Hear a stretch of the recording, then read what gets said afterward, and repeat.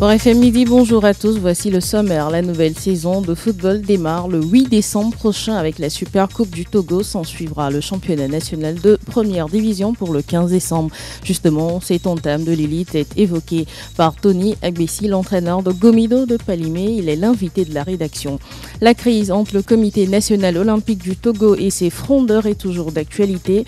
Le CIO et l'ACNOA sont annoncés sur l'Assemblée générale élective du 7 décembre prochain à Lomé. CAN féminine de handball, l'Angola, le RD Congo, le Cameroun, le Sénégal et le Congo sont presque assurés déjà de passer au tour suivant. Neil Fraser s'est éteint. La légende du tennis australien est mort à l'âge de 91 ans, numéro 1 mondial amateur entre 59 et 60. Fraser a également remporté 3 grands chelems en simple, dont Wimbledon. C'était là le sommaire. Bienvenue au journal.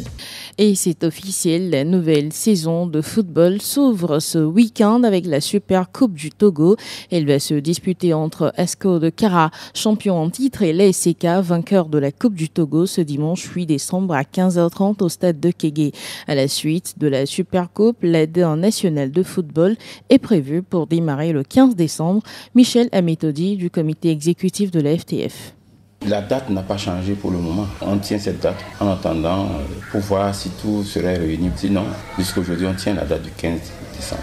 Est-ce que toutes les conditions sont réunies pour permettre à la fédération quand même de démarrer ce championnat? Les conditions, il faut avouer que les clubs souffrent, c'est-à-dire les financeurs des clubs. Les présidents souffrent. Vous pouvez imaginer un peu combien de présidents des clubs qui ont démissionné à la fin de la saison passée. C'est parce qu'ils n'ont plus de moyens pour continuer. Et nous pensons qu'il faut revoir la manière de gérer les clubs. Est-ce qu'il faut que l'État nous subventionne davantage? Est-ce qu'il faut qu'on passe directement au professionnalisme? Ces questionnements sont là. Et il y a une commission ad hoc des présidents des clubs qui est en train de travailler sur ça. Nous pensons que, à l'instar des autres pays qui nous entourent, nous trouverons écho des autorités qui font de leur mieux déjà pour faire davantage, pour qu'on soit compétitif dans la sous-région et dans le reste du monde. Au micro de Grégoire Attignon, Michel Amétodi, membre du comité exécutif de la Fédération togolaise de football. Tous s'accordent donc sur le 15 décembre pour lancer la D1, même si d'aucuns émettent encore des réserves, sinon des appréhensions. Cas de Jolie Agbessi, technicien de football, l'homme dit qu'il existe toujours des problèmes non réglés. Je vais d'abord parler des entraîneurs. Nous avons des problèmes. Lesquels? Ça fait combien d'années on a arrêté les formations pour l'obtention de la licence CAF? Les recyclages non plus, il n'y en a pas. Il n'y a plus rien, on est là. Ça dit, il faut se documenter soi-même. C'est tout, de se documenter soi-même. Ça ne te donne pas des certifications pour aller chercher mieux ailleurs. Donc c'est pénible pour nous. C'est pourquoi quand on critique les coachs, je n'aime pas me mélanger parce que c'est vraiment pénible pour nous. Parce qu'il y en a qui font du bon boulot, mais par la force des trucs, ils n'ont pas le moyen. Même moi, on n'a même pas le moyen d'aller candidater ailleurs. Si chez vous, moi par exemple, j'ai candidaté au Bénin pour la licence BCAF, mais on m'a refusé, la direction technique a refusé. Parce qu'eux, ils ont leurs entraîneurs, ils ne peuvent pas couper une place et mettre un étranger. Ah d'accord, donc ils protègent leurs techniciens. Oui. Ah oui. Donc c'est vraiment compliqué pour nous. Et quand nous prenons l'organisation, il faut le dire aussi, il faut féliciter cette fédération. Quand elle est arrivée avec l'organisation, vous voyez que le championnat est régulier. Maintenant, pas la régularité. Il faut que les engagements soient respectés. Si ça doit commencer le 15, que ça commence le 15. Si c'est le 20, que ça commence le 20. Jolie Agbessi, entraîneur de football avec Franck Nouyama à l'instant. Ils reviennent en fin d'édition. Le président de la Fédération togolaise de volleyball, Noël Tadegno, a obtenu 55% des voix le samedi dernier pour son deuxième mandat. Les chantiers à cœur de l'homme de médias sont notamment le volleyball à l'école, mais il vise aussi l'international. Nous l'écoutons.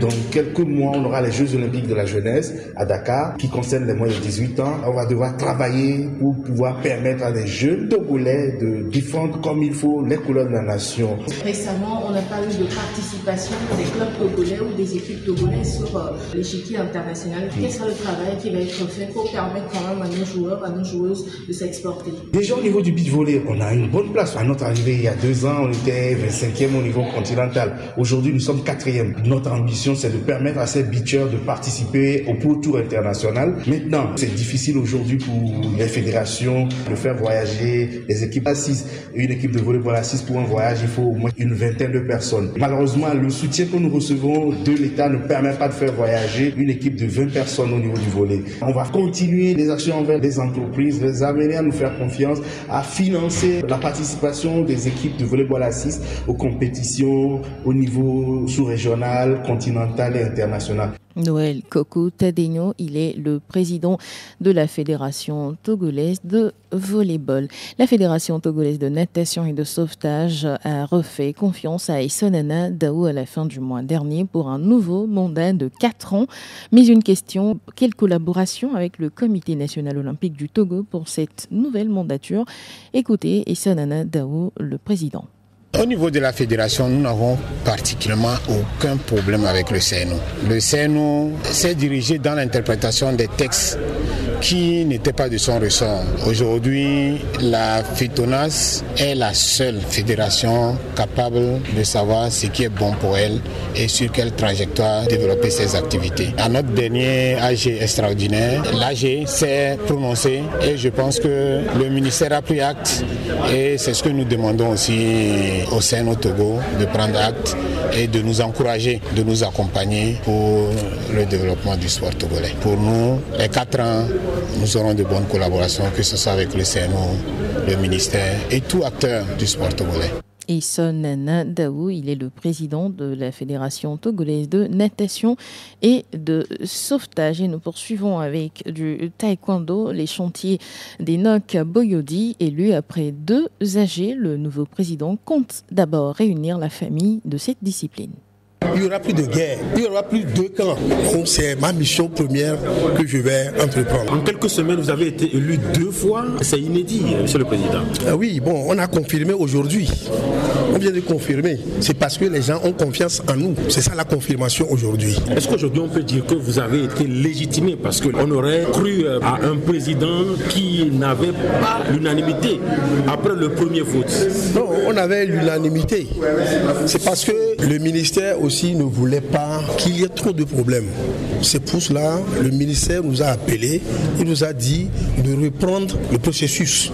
C'est ce qui a été fait aujourd'hui. Et vous-même, vous avez vu comment les choses se sont déroulées. Donc on a repris, on a encore gagné. Enoch Boyodi, le président de la Fédération togolaise de taekwondo, au micro de Latif Your. Lutte codifiée. À présent, le Togo abrite le championnat mondial de la discipline des pays ayant le français en partage en juin 2025. Précision avec Bernard Edjaïde Ouala, président de la Fédération togolaise de lutte. L'Union des fédérations francophones de lutte nous ont confié l'organisation du championnat mondial de lutte au mois de juin, donc dans quelques mois. C'est l'Union des fédérations partageant le français en commun. Donc nous allons l'organiser ici au Togo où on attend au moins une trentaine, une quarantaine de pays. Ça, c'est une priorité pour la visibilité du pays. Donc la première priorité, c'est de réussir cette organisation. Est-ce que ça va se faire en salle ou bien ça va se faire dans le sable? Ça va se faire en sable pour que nous puissions participer, mais on ne sait pas encore comment on va le faire. Quand on parle de lutte, on regarde un peu ce que fait aussi le Sénégal, qui a réussi à professionnaliser d'une certaine manière sa lutte, la lutte avec frappe. Est-ce que ça vous donne des idées? La lutte au Sénégal est organisée autrement. Ils ont ce qu'on appelle des écuries ou des écoles. Il y a les moyens, les infrastructures, et la lutte au Sénégal dépasse le football. Quand je disais que nous sommes 8e, le premier c'est le Sénégal. Et mieux, le Sénégal exploite la lutte maintenant pour faire le MMA. Bientôt, les Sénégalais, tu vois, et les Camerounais, ils vont dépasser les Européens au niveau du MMA. À l'instant, le président de la Fédération togolaise de lutte, Bernard Edjaïde Ouala, au micro de Franck Nounyama. Sport FM à l'heure du journal à venir dans cette édition. Le reste de l'actualité en page nationale, notamment le beach rugby. Nous parlerons également de la Coupe d'Afrique des Nations de handball féminine. Nous irons à l'international par des matchs en Europe. Et puis, l'invité de la rédaction est également prévu la pause. Beach Rugby a présent démarré le 17 novembre dernier. Le mini-tournoi interclub organisé par Lions Rugby Club a pris fin dimanche à la plage de Lomé. Outre le club organisateur, la compétition a regroupé également Mamba Vert, Phoenix et Elite. Le tournoi a été disputé sous forme d'un mini-championnat et remporté par Mamba Vert. 7 points, suivi de Lyon, 5 points. Le bilan de ce Beach Rugby avec le président du comité d'organisation. Il est aussi le président de Lyon Club Rugby, Yom Ange Baobadi Adjola. Tout commence bien, se termine très bien. Bilan très satisfaisant depuis les premières journées, les deuxièmes et puis cette journée qui s'est très bien terminée avec un public et de l'euphorie autour de ce trophée-là qui, première édition, mais très grand succès. La motivation des équipes et puis l'énergie qui a été dégagée au cours des 2 dernières rencontres, ça a été vraiment du succès total en fait. On n'est pas venu pour s'amuser, on est venu faire du concret. On est venu pour la passion de ce sport, pour l'amour de ce sport. C'est pour ça qu'on est là. Et quand on est venu, on a décidé d'arriver. On était dans l'ombre depuis, on va dire. On apprenait de nos aînés, des erreurs et les biens aussi de nos aînés. Maintenant, c'est parce qu'on s'est senti peut-être capable. On n'est jamais assez près, mais on s'est dit que maintenant, on va essayer de passer devant et maintenant de faire les choses bien, comme nous le pensons, après avoir appris longuement pendant de longues années de l'expérience de nos années dans l'ombre. Yom Ange Baobadi Adjola, il est le président de Lyon Rugby Club. L'apothéose de ce tournoi interclub s'est déroulée en présence du président de la Fédération togolaise de rugby, Ludovic Bedinabé, puisque c'est de lui qu'il s'agit. Je crois que c'est une très belle initiative des clubs parce que la fédération ne peut pas tout faire. C'est le club de mener les actions. La fédération va accompagner. La fédération va se concentrer principalement sur les championnats et sur les formations et sur toutes d'autres activités qui concernent tous les clubs. Nous remercions le club de Lyon qui a pris l'initiative, accompagné du club Mamba, du club Phoenix et du club Elite. Aujourd'hui, j'ai vu que les joueurs sont quand même en forme, mais il y a beaucoup de travail à faire avant le championnat. On va procéder aux formations, au renforcement de capacité des entraîneurs, afin que ça réjaillisse sur les joueurs avant de lancer le championnat. Je crois que dans le programme avant mon élection, nous avons prévu une nuit du rugby. Une nuit du rugby qui va récompenser tous les gens depuis l'arrivée du rugby au Togo qui ont œuvré au développement de ce jeu. Parce qu'aujourd'hui, c'est vrai, ceux qu'on a récompensés, c'est d'autres qui les ont formés pour qu'aujourd'hui on puisse les récompenser. Donc ce travail sera fait d'ici décembre 2025. Ludovic Bedinabé, le président de la Fédération togolaise de rugby à l'instant au micro de Grégoire Attignon. L'actualité sur le continent africain avec la 26e Coupe d'Afrique des Nations féminines de handball. La dernière journée des matchs de poule se dispute ce mardi. Dans le groupe A, le Kenya affronte l'Algérie. Le Congo est opposé à la machine sénégalaise. Puis le Cap-Vert croise l'Égypte. Dans le groupe B, le pays hôte, la RD Congo, est défié par l'Angola. La Guinée s'oppose à l'Ouganda, puis la Tunisie affronte le Cameroun. En Guinée, c'est la consternation après la tragédie intervenue lors du match entre Nzérékoré et l'Abbé en finale du trophée Refondation qui a fait plus d'une 50aine de morts. Le président de la CAF, Patrice Motsepe, a exprimé sa profonde tristesse suite au drame dans un communiqué publié ce lundi. Il présente ses condoléances les plus sincères au peuple guinéen.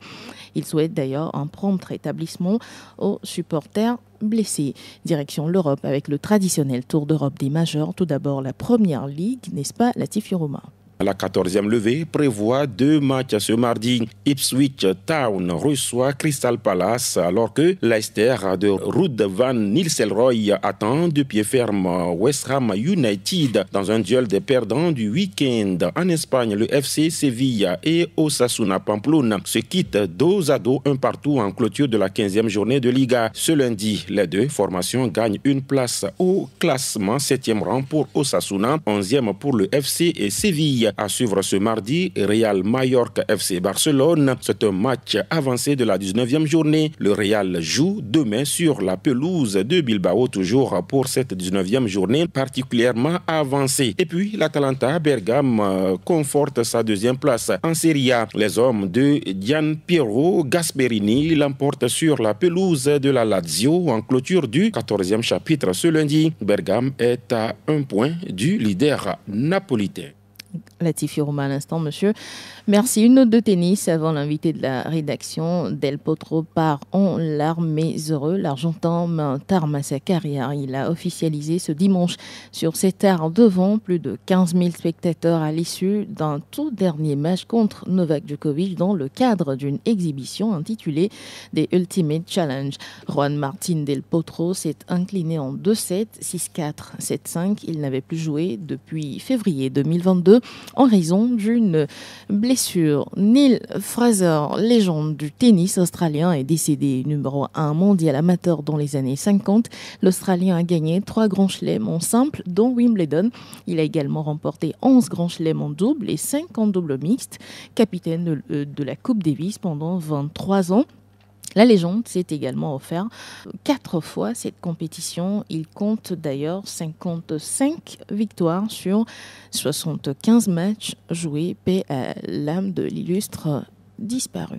Place à notre invité, Joly Agbessi, entraîneur de football. L'échange avec Franck Nougnama sur le début de la nouvelle saison de football, les manquements et les difficultés liées à cette compétition, puis l'élimination du Togo à la prochaine Coupe d'Afrique des Nations. Place à l'entretien entre Joly Agbessi et Franck Nougnama. Tony Agbessi, bonjour. Merci, bonjour. Quelle est l'actualité de Tony Agbessi? Tony Agbessi est là. On sait qu'il est coach et la prochaine saison s'annonce. Qu'est-ce qu'on peut dire? Tony Agbessi n'a pas encore de chute, mais peut-être dans les prochains jours, je vous situerai. Ça va se faire? Ça va se faire. Mais plus avec Agaza? Non, plus avec Agaza. Aujourd'hui, quand on annonce une saison comme ça dans la tête d'un entraîneur, d'un coach, qu'est-ce qu'il se passe? Il faut le relever que déjà le championnat, que ce soit en D1 ou en D2, est déjà faussé. Parce que d'abord, oui, au niveau de toutes les équipes. Pourquoi? Parce que ça fait déjà 6 mois que les joueurs sont sans séance d'entraînement, qui jouent dans les rues. D'abord, vous avez 6 semaines de préparation qui ne peuvent plus être respectées. Parce que d'abord, certaines équipes ont commencé, après ils ont arrêté. Et ça fausse tout. D'ailleurs, comme je vous le dis, je n'ai pas encore de chute. Imaginez que dans les semaines, les jours qui arrivent, je trouve un club. C'est déjà faussé. Parce que si c'est en D1, le 15, le championnat reprend. Si c'est en D2, le 12 janvier, ça reprend. Donc, au niveau de toutes les équipes, je pense que c'est déjà mort. Là, on va le faire par la force des choses, c'est ça? Oui, on va y aller comme toujours. Nous sommes dans un championnat amateur, on va le faire. Il n'y a rien qui oblige la fédération à respecter. Je trouve que c'est le championnat amateur qui nous pose tous ces balais sur le chemin. On a parlé plusieurs fois de professionnalisation, mais beaucoup disent que ça ne va pas se faire avant 5 ans. Vous pensez ça aussi?